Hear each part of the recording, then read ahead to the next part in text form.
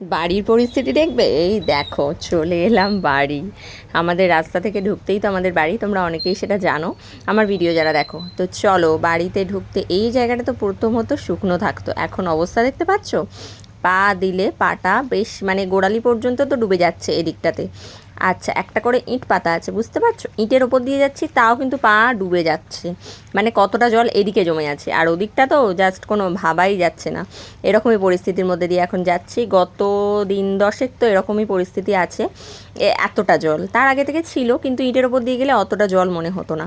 যাই হোক, এবার নেমে গেলাম জলের মধ্যে, বুঝতে পারছো কতটা জল এখানে। এখানে পুরো লাইন দিয়ে ইট বিছানো আছে, তার উপর দিয়ে যেতাম, অতটা জল লাগতো না, কিন্তু এখন এত পরিমাণ বৃষ্টি হচ্ছে যে সেটা আর কিছুতেই কন্ট্রোল করা যাচ্ছে না। এই দেখো সোজা কিন্তু জল জল আর জল। যাই হোক, কোথায় কোথায় এরকম জল জমেছে অবশ্যই কিন্তু কমেন্ট করে জানিও। আর আমার ভিডিও যদি ভালো লাগে অবশ্যই একটু লাইক কমেন্ট শেয়ার করে দিয়ে যেও, যদি ভালো লাগে একটু ভালোবাসা দিয়ে যাওয়ার জন্য সাবস্ক্রাইব করে দিও। তো চলো সবাই সুস্থ থেকো, ভালো থেকো, সবাইকে শুভ সকাল। সবাই খুব খুব খুব ভালো থেকো, আর বর্ষা কিন্তু এনজয় করো, কেউ মন খারাপ করো না, আমার যেরকম প্রচণ্ড মন খারাপ করে বর্ষা এলেই। টাটা।